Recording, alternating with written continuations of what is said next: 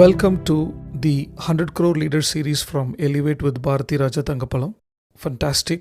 So இந்த எபிசோடில் உங்களை அகெயின் கனெக்ட் பண்ணுறதுல ரொம்ப சந்தோஷம். இன்றைக்கி நான் வந்து ஒரு டிஃப்ரெண்ட்டான டாப்பிக்கை பற்றி உங்ககிட்ட டிஸ்கஸ் பண்ண போகிறேன்.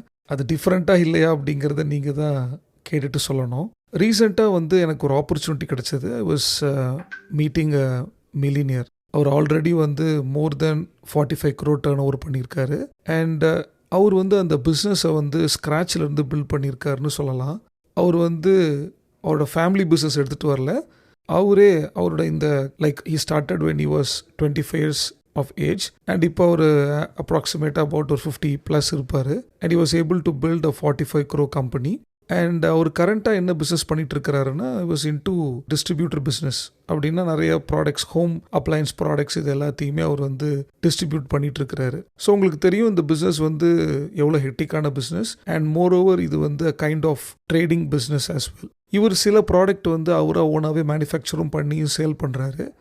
பட் அபவுட் ஒரு 50-60% ஆஃப் த ப்ராடக்ட் வந்து மற்றவங்களோட ப்ராடக்டை தான் இவர் வந்து மார்க்கெட் பண்ணிட்டு இருக்கிறாரு. அப்போது ஒரு டிஸ்கஷன் நடந்துகிட்டு இருக்கும்போது அவருக்கு சில கன்சல்டேஷன், மார்க்கெட்டிங் பற்றி நாங்கள் பேசிகிட்டு இருந்தோம். அண்ட் பர்சனலாக he was discussing with me about அவர் எப்படி க்ரோ ஆனார் அதெல்லாம். அப்போ ஹி வாஸ் டெல்லிங் மீ, நான் வந்து 45 crore டர்ன் ஓவர் பண்ணுறேன். ரஃபாக அவரோட ப்ராஃபிட் மார்ஜின்ஸை பற்றிலாம் சொன்னார். He wants to make more profits, at the same time he wants to become a 100 crore company. அதுதான் எங்களுடைய பேஸ் கான்வர்சேஷனாக இருந்தது. அப்போது ஒரு 5,000 rupeesக்கு ஒரு சின்ன அப்ரூவல் எக்ஸ்பென்ஸ் வந்தது. அந்த 5,000 rupeesக்கு கூட இவர் தான் அப்ரூவ் பண்ணிட்டு இருந்தார். அப்போ நான் அவர்கிட்ட பர்சனலாக கேட்டேன், ஏன் நீங்கள் வந்து ஒரு சிஎஃப்ஓ ஹையர் பண்ணக்கூடாதுன்னு. அப்போ அவர் சொன்னார், என்னோட கம்பெனிக்கு வந்து ஒருத்தங்க சிஎஃப்ஓ வரணுன்னா ஆல்மோஸ்ட் வந்து நான் ஒரு 25 lakhsக்கு மேலே பே பண்ணணும். இந்த விஷயத்தை நானே பார்த்துப்பேனே அப்படின்னாரு. அங்கே தான் ஜஸ்ட் ட்ரை டு அண்டர்ஸ்டாண்ட். நானும் ஒரு 1 or 2 hours அவர்கிட்ட டிஸ்கஸ் பண்ணதில் என்ன மாதிரியான பெயின் பாயிண்ட் அவருக்கு இருக்கும், என்ன ஒரு அன்சீன் ப்ராப்ளம் அவருக்கு இருக்குங்கிறத ரொம்ப நேரமாக அண்டர்ஸ்டாண்ட் பண்ணிக்கிட்டே இருந்தேன், விச் மீன்ஸ் அனாலிசிஸ் பண்ணிகிட்டு இருந்தேன். And this becomes a good hook for me. Then I asked him, நீங்கள் ஒரு சிஎஃப்ஓ ரெஃப்யூஸ் பண்ணுறீங்க ஹையர் பண்ணுறதுக்கு. ஃபார் எக்ஸாம்பிள் ஒரு லீடரையே வச்சுக்கோங்க. அவர் வந்து ஒரு சிஎஃப்ஓவை ரெஃப்யூஸ் பண்ணுறாரு ஹையர் பண்ணாமல். ஐ வாஸ் திங்கிங் 25 lakhs வந்து per annum நம்ம ஸ்பெண்ட் பண்ணணும் அப்படின்னு நினைக்கிறாரு. அப்போ அதனால் அவர் என்ன செய்கிறாரு, ஒரு 15 hours வந்து on behalf of the CFO he is taking care of the finance. How about a leader be, ஒரு சிஎஃப்ஓ ஹையர் பண்ணுறாரு, அந்த 15 hours a week கணக்கு எடுத்துக்கிட்டிங்கன்னா per month வந்து ஆவரேஜாக about 60 hours.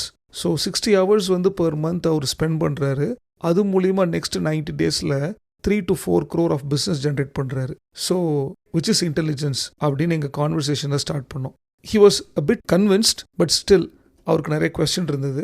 But I was trying to not convince him, trying to create a conviction.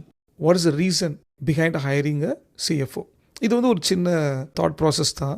What is related to me to discuss this topic today அப்படின்னா, இதுலேருந்து ஒரு key inside நம்ம என்ன பார்க்க வேண்டியது இருக்குன்னா, பிஸ்னஸஸ் ஒரு ஃபர்ஸ்ட் ஜென்ரேஷன் ஆண்டர்ப்ரனர் இருந்தாலும் சரி, இல்லைனா ஒருத்தங்க ஸ்க்ராட்சிலேருந்து பிஸ்னஸ் பண்ணியிருந்தாலும் சரி, யூஸ்வலாக என்ன நடக்குது அப்படின்னு பார்த்தீங்கன்னா, அவங்க ஸ்க்ராட்சிலேருந்து அவங்க பிஸ்னஸை வந்து few crores and even 50 crore அது வரைக்கும் கூட எடுத்துகிட்டு வந்துடுவாங்க. நிறைய இடத்துல பார்த்தீங்கன்னா அவங்களுக்கு வந்து அடுத்து அந்த பிஸ்னஸ் எடுத்துகிட்டு போகிறதுக்கு ஹெல்ப் தேவைப்படலாம். அட் டைம்ஸ் வந்து பார்த்தீங்கன்னா ப்ராஃபிட் வந்து ரொம்ப கம்மியாக இருக்கும், பட் டேர்ன் ஓவர் வந்து ரொம்ப அதிகமாக கூட இருக்கும். இந்த மாதிரியான நிறைய கீ இன்சைட்ஸை வந்து என்னால் பார்க்க முடிஞ்சது. இந்த பிஸ்னஸ் ஓனர்ஸ் எல்லாருக்கிட்டேயுமே அலைண்டாக ஒரு விஷயத்தை நான் பார்க்குறேன். They think that they want to be very cheap, which is they want to be frugal in nature. They feel that frugality is a superpower. But at the same time, அவங்க frugal அப்படிங்கிறத வந்து cheapness அப்படின்னு நினச்சிக்கிறாங்க. So I want to say something, frugal is not cheap. They think நம்ம ரிசோர்ஸ்க்கு spending பண்ணுறத cut பண்ணுறது மூலயமா நம்ம ஃப்ரூகலாக இருக்கலாம் அப்படின்னு நினைக்கிறாங்க. ஸோ நான் இப்போ உங்களுக்கு வந்து அந்த ரியல் ஃப்ரூகாலிட்டியை பற்றி ஒரு சின்ன இன்சைட் கொடுக்கறதுக்கு விரும்புகிறேன். ஒரு எக்ஸாம்பிள் எடுத்துக்கோங்க. இப்போ நீங்கள் வந்து ஒரு ஃப்ளைட் மேனுஃபேக்சரிங் எடுத்துக்கோங்களேன். For example Airbus 320 neo. இந்த ஃப்ளைட்டில் வந்து ஒரு 2 மாடல் இருக்குது. கமர்ஷியல், ஸ்டாண்டர்ட் கமர்ஷியல் ஏர்கிராஃப்ட்னு சொல்லலாம். அது வந்து பார்த்தீங்கன்னா அதோட நான் வந்து ஒரு actual sale based on the build economics சொல்கிறேன். It somewhere comes around $45 million to $70 million. அதே ஏர்பஸ் 320 நியோ வந்து ஒரு லக்ஸுரி கமர்ஷியலாக கன்வெர்ட் பண்ணணும்னா ஆர் பில்ட் பண்ணணும்னா கைண்ட் ஆஃப் விவிஐபி வெர்ஷன் அப்படின்னு பார்த்தீங்கன்னா அதோட காஸ்ட் வந்து somewhere from $80 million to $130 million. இப்போ இங்கே ஃப்ரூகல் அப்படிங்கிறது நீங்கள் லக்ஸுரி வெஹிக்கிளில் இருக்கிற ஃபெசிலிட்டியை 130 மில்லியன் ப்ளஸ் போகிற அந்த ப்ராடக்டை உங்களால் ஒரு 80 மில்லியன் or 100 மில்லியன் கொடுக்க முடிஞ்சதுன்னா you can say even as a frugal. But we were talking about frugal innovation. Frugal innovation அப்படிங்கிறது உங்களால் அந்த லக்ஸுரி வெஹிக்கிள் மூலியமாக which means 130 million plus spend பண்ணி பில்ட் பண்ணுற அந்த ப்ராடக்டில் கிடைக்கிற எக்ஸ்பீரியன்ஸையும் கம்ஃபர்டபுளையும் உங்களால் ஒரு 60 to 70 மில்லியன் டாலரில் பண்ண முடிஞ்சது அப்படின்னா that we say as a frugal innovation. இப்போ நமக்கு ஃப்ரூகாலிட்டி அப்படிங்கிறத தாண்டி ஒரு ஃப்ரூகல் இன்னோவேஷன் தான் நமக்கு வேணுமே தவிர ஃப்ரூகாலிட்டி அப்படிங்கிறது மட்டும் நமக்கு பத்தாது. So if you want to grow as a $1 million company, not as $1 million, 100 crore company நம்ம பில்ட் பண்ணுறதுக்கு ட்ரை பண்ணும்போது you should try to integrate more frugal innovation. நம்ம அந்த ஃப்ரூகாலிட்டி அப்படின்னா சீப் அப்படிங்கிற கான்செப்ட்லேயே தான் நம்ம ட்ராவல் பண்ணிட்டு இருக்கோம். I'll give an another example. So the first space tourist பார்த்தீங்கன்னா 2001 அமெரிக்கன் பிஸ்னஸ்மேன் டென்னிஸ் டீத்தோ அவர் பே பண்ணது பார்த்தீங்கன்னா $20 million to spend 8 days in orbit. In 2009 Cirque du Soleil is a multi-millionaire rich person. அவர் he spent about $40 million. பாருங்க, 2001 ஒரு businessman $20 million space tour போயிட்டு வராரு. In 2009 another millionaire, he was spent about $40 million for the same kind of space tourism. This was the condition in 2009. In 2016 Virgin Galactic அவங்க announce பண்றாங்க within a price of $250,000 they will take you to space. So இந்த kind of இன்னோவேஷனை தான் நம்ம frugal innovation சொல்கிறோம். அவங்க எந்த இடத்துலையும் தன்னோட எக்ஸ்பீரியன்ஸை குறைக்கல, டெலிவரபிளை குறைக்கல, குவாலிட்டியை குறைக்கல, but somehow they put lot of effort in building a frugal innovative system. அது மூலிமா அவங்கனால 20-40 மில்லியன் இருந்ததை $250,000 பண்ண முடிஞ்சது.